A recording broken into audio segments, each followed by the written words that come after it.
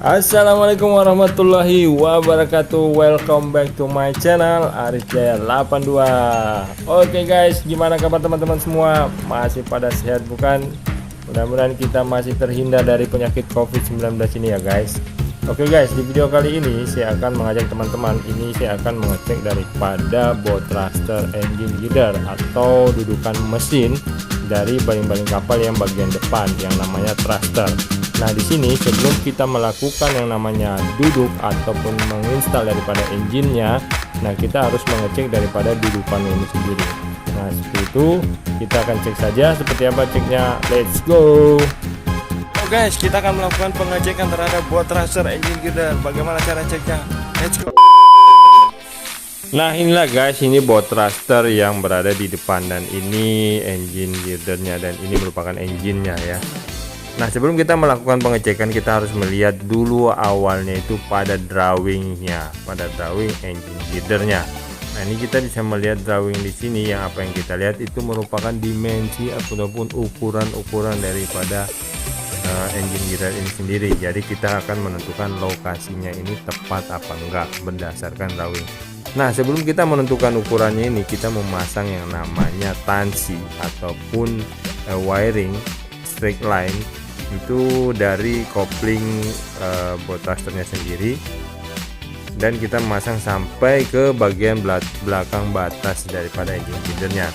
Namun di wiring ini ataupun di stringnya ini kita harus mengambil ukuran kiri dan kanannya dari flanknya tersebut, dari flank koplingnya ini, untuk memastikan posisi daripada string line-nya ini lurus, tegak lurus terhadap kiri kanan dan tegak lurus terhadap atas bawah, yang menandakan bahwasanya dia punya string line-nya ini sudah posisi yang sangat tepat untuk dijadikan referensi pengukuran ya guys. Dalam mengukur ataupun mengecek daripada kelurusan daripada string line-nya ataupun wiring ini, kita ngambil satu patokan titik di wiringnya ini untuk dijadikan patokan ukuran dari flank ini ke bagian string atau wire line-nya. Nah, ini ukuran atas dengan bawah ini harus sama. Misalnya kalau atas ukurannya 250 berarti di bawah juga harus 250. Dan jika kita mengukur di kiri kanannya pun sama 250 dan ke kanannya pun 250. Itu yang udah menandakan bahwasanya wiring ataupun string line ini dia sudah lurus, tegak lurus terhadap flank daripada koplingnya ini. Nah, jika sudah lurus kita akan mengecek ke bagian engine girdernya atau bagian pondasi engine-nya ya.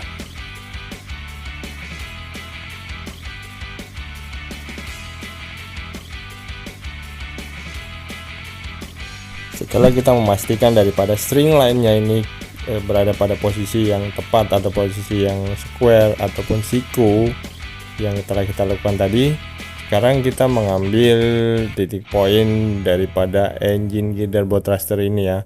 Bagian dalam tepinya ini kita marking ke bagian angle bar atau material siku yang kita letakkan di atas engine girder ini. Kita perpanjang daripada inner tepinya. Bagian dalam tepinya ini kita naikkan ke atas sebagai referensi untuk pengukuran ke bagian tengahnya ini ya. Nah, kita mengambil juga ukuran daripada engine-nya. Kita melihat ukuran engine-nya dari center engine ke bagian pondasi kakinya yang sebelah kiri dan kanan. Nah, di sini dengan maksud untuk melihat posisi daripada engine girder ini apakah nanti sudah tepat atau enggak. Karena jika tidak tepat ini akan menggeser ataupun engine daripada boat thruster ini tidak akan berada pada posisi yang tepat dengan kopling boat thruster tersebut, sehingga bisa jadi tidak bisa dikunci antara kopling engine dengan kopling boat thrusternya. Jadi seperti ini kita harus mengecek bagian senternya ini ke kiri dan ke kanan, kemudian kita pastikan juga dengan engine-nya seperti itu ya guys.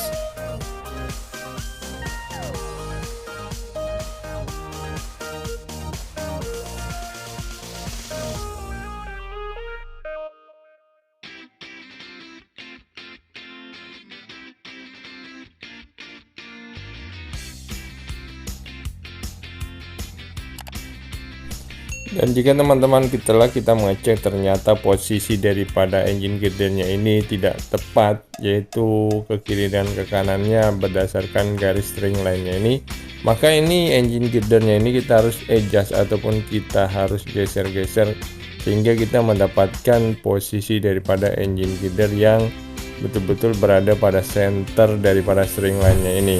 Nah, ini ketika seperti ini kita akan menggeserkan dengan cara mengatur posisinya kembali. Kita ngambil posisi dari mana center string line-nya ini ke kiri dan ke kanan harus berdasarkan dengan ukuran aktual daripada engine-nya ya guys.